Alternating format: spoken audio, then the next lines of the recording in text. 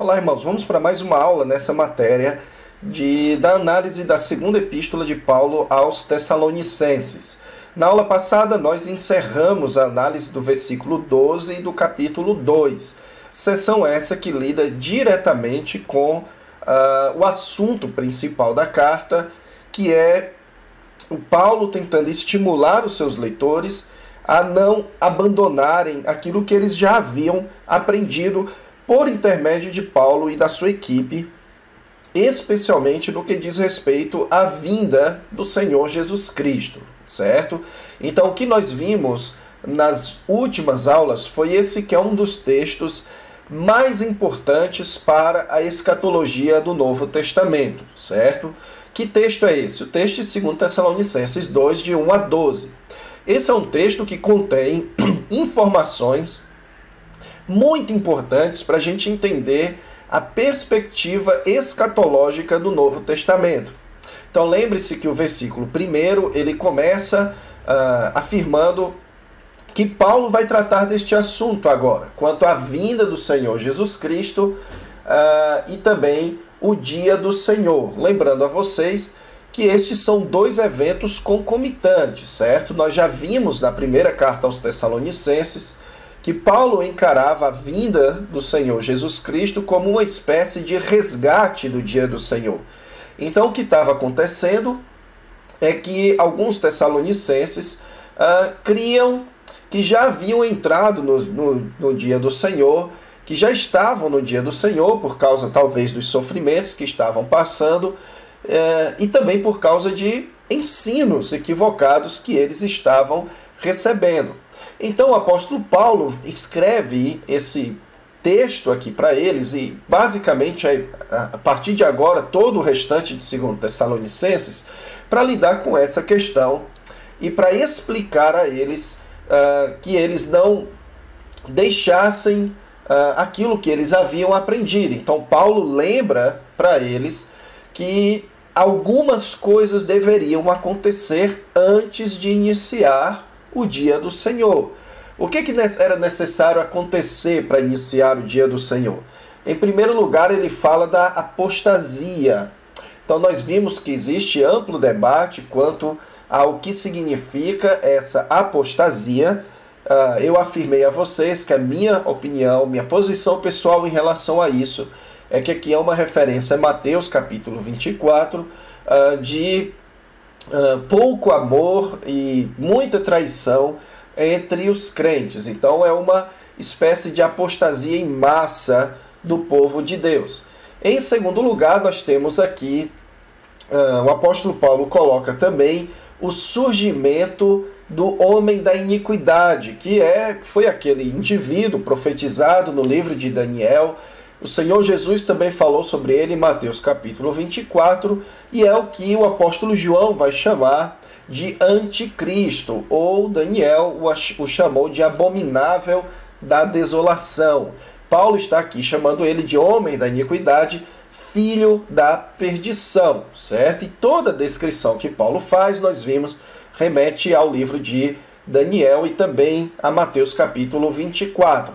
E em terceiro lugar, versículo 6 mostra a retirada daquele que detém o surgimento do anticristo, certo? Então existe debate sobre isso, se é o Espírito Santo, se é o arcanjo Miguel, certo? Então, se é o poder de Deus, esse é Então este é um debate muito complicado, a ponto de você pegar 4 principais comentários do livro de Tessalonicenses e você ter 4 opiniões diferentes quanto à identidade desse indivíduo aqui, aquele que o detém, ok? Então, eu entendo que existe uma forte possibilidade aqui de ser o Espírito Santo, certo? O Espírito Santo como sendo aquele que detém, o Espírito Santo em sua atuação na igreja como aquele que detém. Mas essa é uma opinião muito frágil como todas as outras opiniões. Mas basicamente Paulo mostra que esses são 3 eventos necessários que aconteçam para a chegada do dia do Senhor, ok? Então, na aula passada, nós vimos bastante sobre esse trabalho do iníquo, certo? Sobre o seu uso de mentira, o seu uso de sinais e também o motivo pelo qual ele vai ter tanto efeito no engano é por causa da chamada operação do erro, ok? Então foi isso que nós vimos na última aula, que nós terminamos de ver na última aula, e agora eu quero então entrar com vocês aqui nos versículos 13 a 17 de 2 Tessalonicenses. Agora vamos aqui para o esboço da nossa sessão. Nós já passamos pela saudação, vemos que o capítulo 1 é um capítulo onde o apóstolo Paulo vai animá-los, vai fazer elogios para que eles continuem progredindo. Depois, no capítulo 2, ele vai então entrar aqui no centro da sua carta, onde ele faz correções aos erros, ao desvio que eles estavam tendo de convicção a respeito do futuro. E então, a partir de agora, nos versículos 13 a 17, o apóstolo Paulo vai orar e agradecer a Deus pelo fato deles não terem, pelo fato deles se manterem firmes e de terem sido separados por Deus para a salvação, ok? Então, essa sessão de número 4, ela é um complemento da sessão de número 3, ok? Então, nós vamos ver isso a partir de agora. Então, esse texto aqui, irmão, só fazendo um breve comentário antes da gente iniciar. Então, deixa eu começar colocando o texto aqui na sua tela, mas fazendo um breve comentário. Esses dois versículos, o versículo 13 e o versículo 14, são versículos muito importantes, certo? Alguns sugerem que, na verdade, estes dois versículos, você tem aqui o clímax do argumento do apóstolo Paulo, o clímax da sua carta, certo? Como se fosse aqui onde ele queria chegar com tudo que ele falou anteriormente. E o texto anterior a este, dos versículos 1 a 12, é um dos textos mais importantes do Novo Testamento para a compreensão da escatologia, ou seja, para a compreensão dos eventos futuros. Esse trecho, esse pequeno trecho aqui nos versículos 13 e 14, esses dois versículos são muito importantes para a soteriologia, ok? Pois neste texto aqui o apóstolo Paulo vai trazer muitas e importantes verdades a respeito da salvação, a respeito da eleição e de algumas características a mais, ok? Então nós vamos tentar dar uma olhada bastante cuidadosa aqui, tentando retirar algumas implicações para a nossa doutrina da salvação, certo? Então vamos começar aqui a nossa análise deste trecho. Note que o versículo 13, ele começa aqui com um entretanto.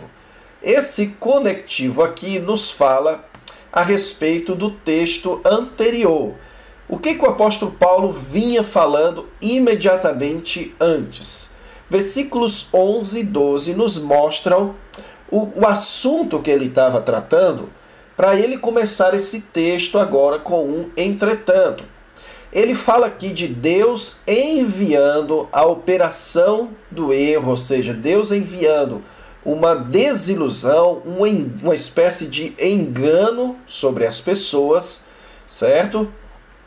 Porque não acolheram o amor da verdade para serem salvas. Então você tem aqui pessoas que ouviram o evangelho, rejeitaram o evangelho, e Deus então, em consequência disso, enviou essa operação do erro, a fim de serem então julgados todos quantos não derem crédito à verdade.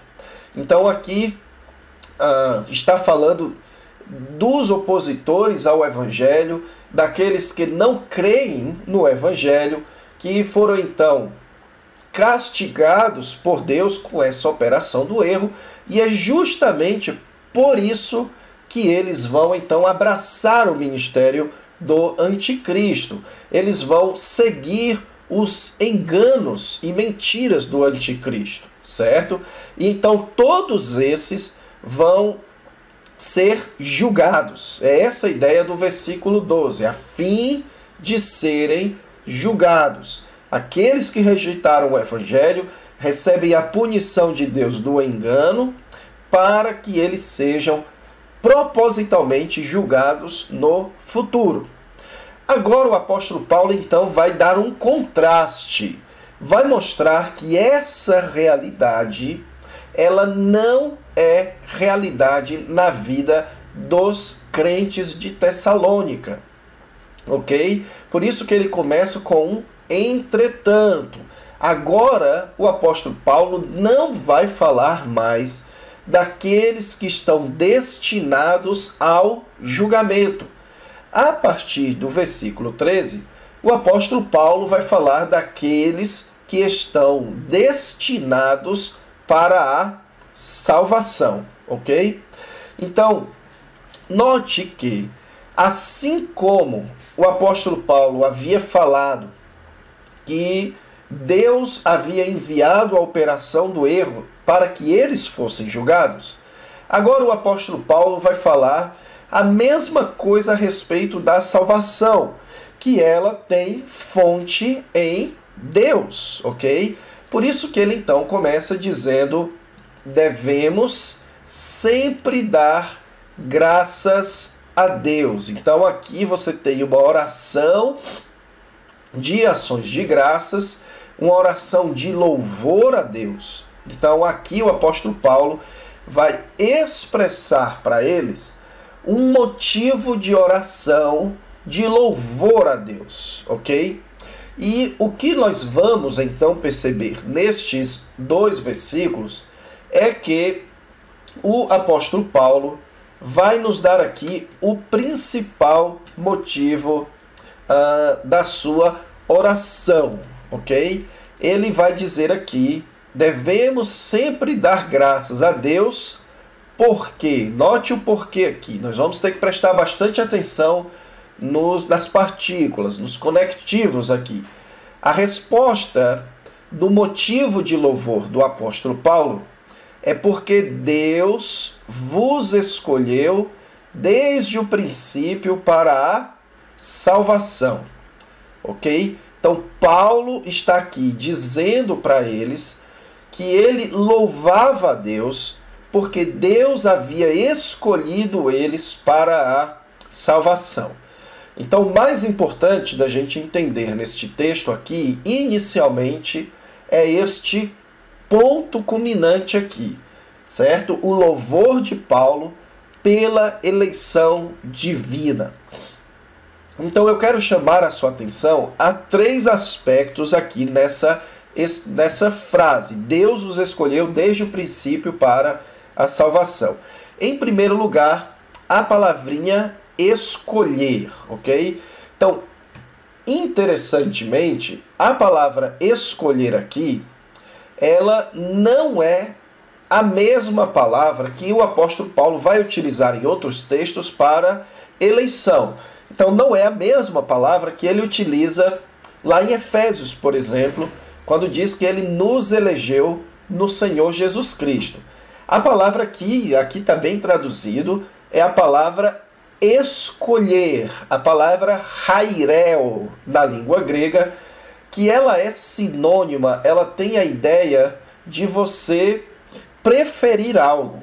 Então a ideia da palavra escolher é a mesma ideia onde você entra em uma loja e você então escolhe algo para comprar, certo? Então o apóstolo Paulo está dizendo aqui que dentro da humanidade Deus escolheu, Deus preferiu alguns para a salvação, certo? Agora, isso é a mesma coisa que o apóstolo Paulo fala anteriormente aqui. Por vós, irmãos, amados pelo Senhor. O que o apóstolo Paulo está querendo dizer então aqui? Que a escolha, certo? Ela é, na verdade, uma expressão de amor. Como é que o apóstolo Paulo sabe que eles são amados do Senhor? É porque Deus vos escolheu. Então, nós temos aqui, irmãos, uma forte similaridade com o que tem lá no livro de Romanos, capítulo 9. Amei Jacó e aborreci a Esaú. A escolha divina é uma decisão de Deus de amar certas pessoas de uma forma que ele não decide amar outras pessoas, ok? Então vamos nos lembrar, antes de mais nada, que nós estamos falando aqui de seres humanos pecadores, ok? Então lembre-se, nós vamos ver aqui mais para frente, que tanto no texto anterior, o apóstolo Paulo fala de pessoas que rejeitaram o evangelho, de pessoas que se entregam à injustiça. E aqui no versículo 13, o apóstolo Paulo vai falar que a salvação é por uma santificação do Espírito. Tudo isso pressupõe pecado. Tanto crentes quanto descrentes, antes de mais nada, eram ambos pecadores. Então, Deus escolheu alguns seres humanos pecadores para amá-los de uma forma distinta do que outros seres humanos pecadores, ok? Então isso aqui, irmãos, nós estamos nos mantendo apenas no texto. É isso que o texto está dizendo.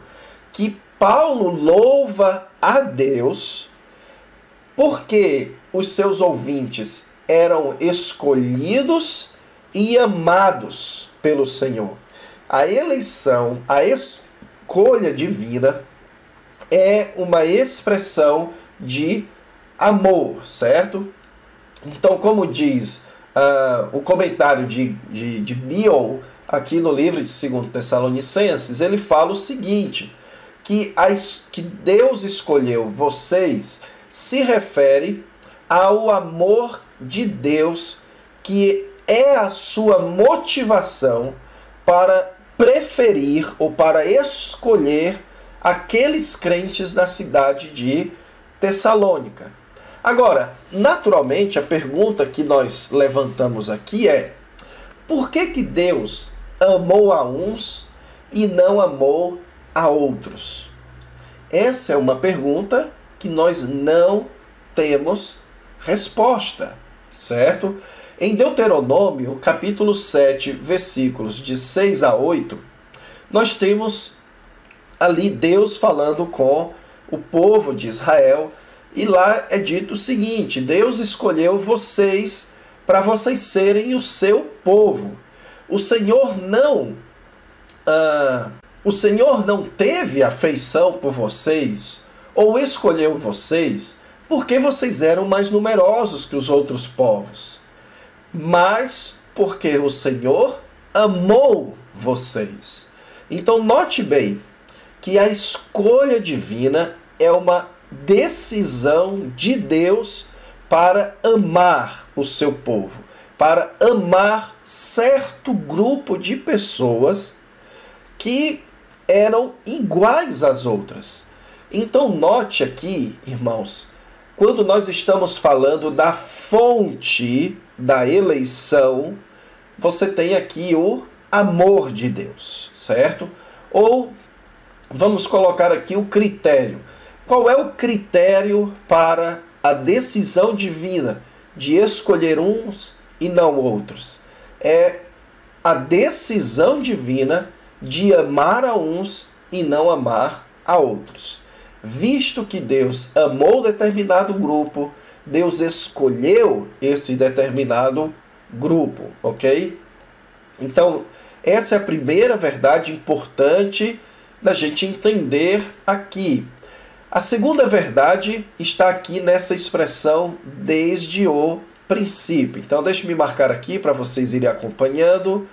A segunda verdade aqui, desde o princípio. Essa expressãozinha aqui, desde o princípio, você tem a tradução de uma partícula grega, que é a partícula arre, certo? Ou seja, aqui você tem a mesma ideia que o apóstolo Paulo utiliza lá em Efésios, quando ele fala antes da criação do mundo, certo? O princípio é a ideia de antes da criação. Então lembre-se, no princípio era Deus, ou seja, antes da criação, Deus. No princípio era o verbo, antes da criação, o verbo. Então, desde o princípio, é desde que houvesse criação. Então você tem aqui na eternidade passada, no plano de Deus, Deus já havia escolhido e amado um determinado grupo de pessoas, ok? Então a segunda verdade aqui é que essa decisão de Deus, ela não é uma decisão que foi tomada na história.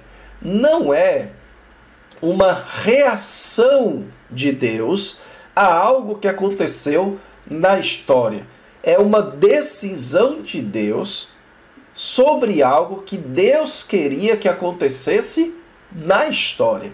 Ou seja, não é que Deus ele reagiu à decisão das pessoas e por isso elegeu. Não.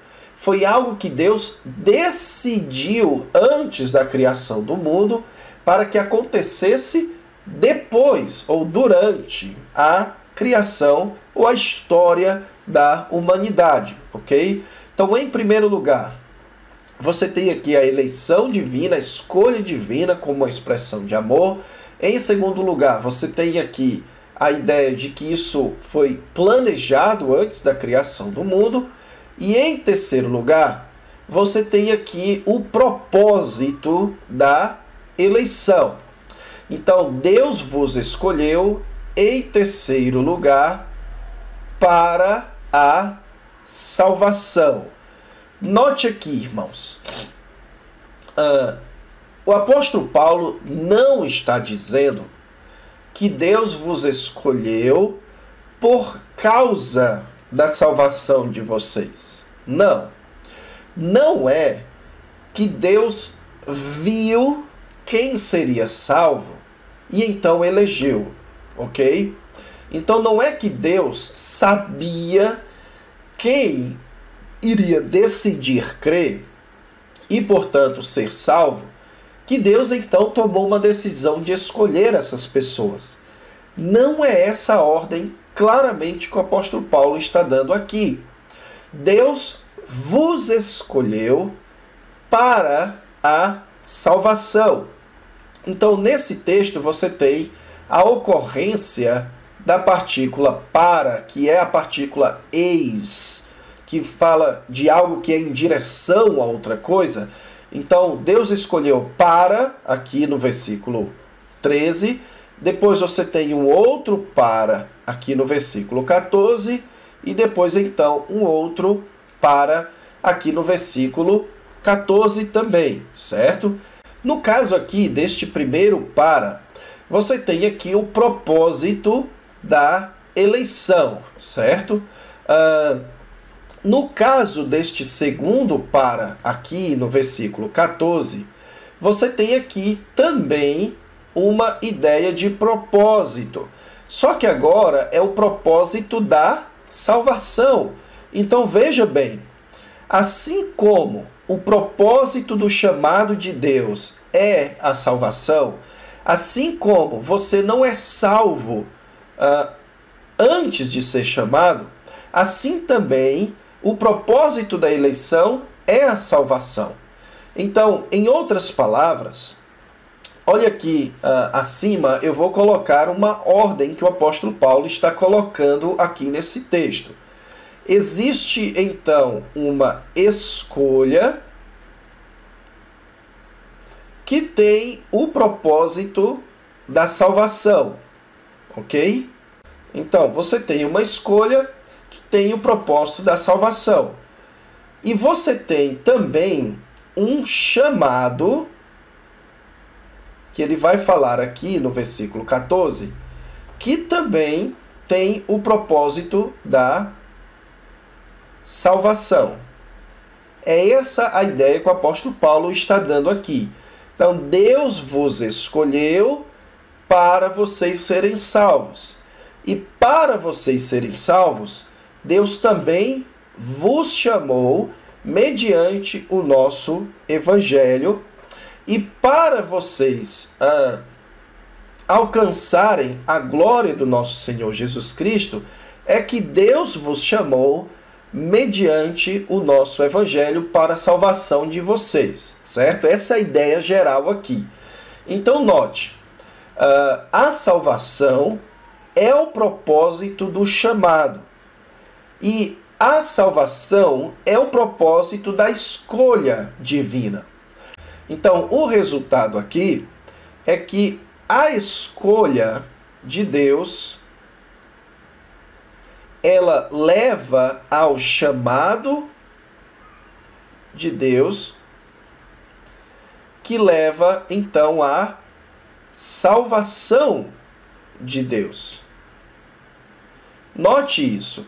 Deus vos escolheu para a salvação e para a salvação Deus os chamou. Então, aqueles que Deus escolheu, Ele chamou para a salvação.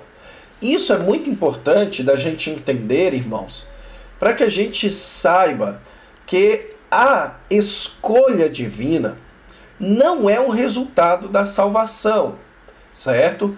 E a salvação não é um resultado da mera decisão humana, mas é um resultado de um chamado que Deus realiza dos escolhidos, daqueles que Ele preferiu, daqueles que Ele escolheu, ok? Então isso daqui contradiz a crença arminiana, certo? De que Deus salva ou elege por fé prevista. Então note qual é a lógica do argumento arminiano. A salvação, ela vem pela fé. Então aqueles que Deus previu que iriam crer e, portanto, receber a salvação, Deus os elegeu. Isso é o contrário do que o apóstolo Paulo ensina. Essa posição arminiana, ela é colocada para tentar explicar como é que o homem pode ser livre na salvação. Como é que Deus não se responsabiliza pela condenação das pessoas. Mas o resultado é que, na doutrina arminiana, Deus também não se responsabiliza pela salvação das pessoas, certo? Por quê? Porque Deus simplesmente confirma aquilo que Ele sabe que os homens fariam, assim como Ele faz com os perdidos. Ele só confirma o que Deus sabe, o que Ele sabe que os perdidos fariam.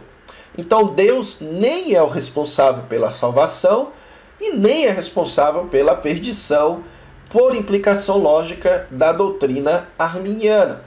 E é justamente por isso que o apóstolo Paulo não segue essa forma de pensar. Ou, melhor dizendo, é justamente por isso que o arminianismo não segue a forma de pensar do apóstolo Paulo.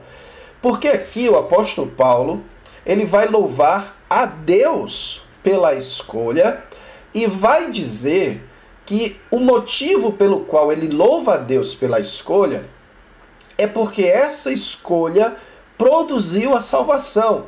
Não é que a escolha ela foi então resultante da salvação. Não. Eles foram salvos por causa da escolha divina desde o princípio, ou na eternidade, ou no plano eterno de Deus. Deus já tinha os seus escolhidos para a salvação. E Ele então chamou estes escolhidos por meio do Evangelho para serem salvos, ok? Então essa é a ideia, esse é o terceiro ponto aqui que eu gostaria de comentar, ok?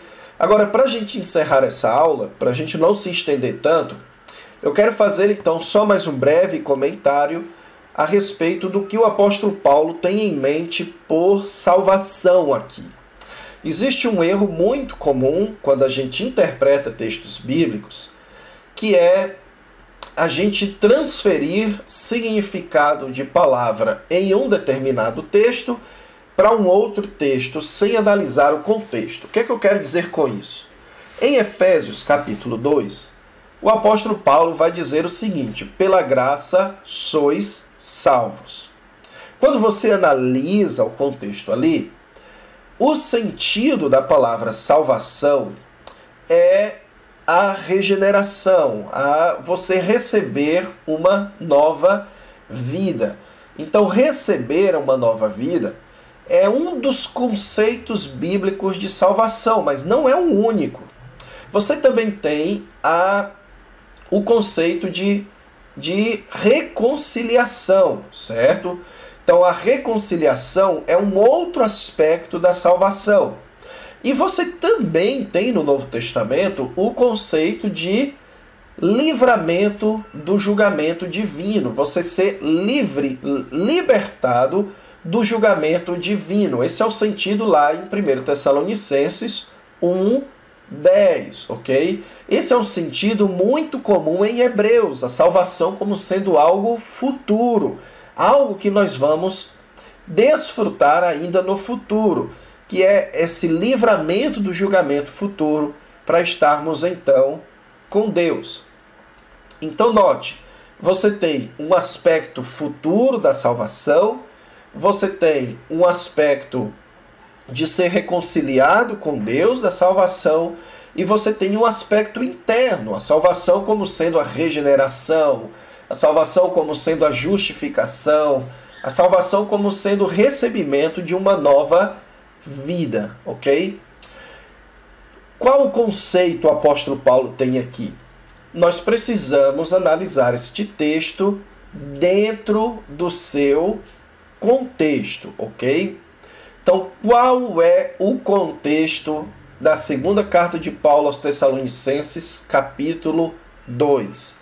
O contexto claramente é do julgamento futuro divino, ok? Então, Deus nos escolheu para não passarmos pelo seu julgamento futuro que recairá sobre a humanidade. Então, note, a humanidade estava completamente perdida em pecado. Deus, então, escolheu alguns para não passar pelo seu juízo na humanidade, ok? Então é esse o sentido de salvação aqui. A salvação como sendo o livramento do julgamento divino, certo? Então, a eleição e o chamado de Deus aqui garantem a nossa segurança de que nós seremos preservados do engano e preservados do julgamento final, ok? Então é essa a ideia aqui. Essa é a ideia dentro do contexto. Ele louva a Deus porque, ao contrário dos que se perdem, Deus havia escolhido eles para não serem perdidos, para não passarem pelo julgamento, ok? Mas vamos dar uma pausa então na nossa análise aqui desse versículo, para nossa aula não ficar tão longa, certo? Então vejam como só nesse trecho nós tiramos tantas verdades importantes para a nossa teologia. Então na próxima aula nós começamos então a entender o processo disso tudo, que começa aqui com a santificação, a fé, o chamado e para alcançar a glória. Então Deus escolheu para a salvação, ok, mas qual é o processo que Deus escolhe para operar a salvação ou para nos conduzir para essa salvação final, ok? Então fique comigo e até a próxima aula. Deus vos abençoe.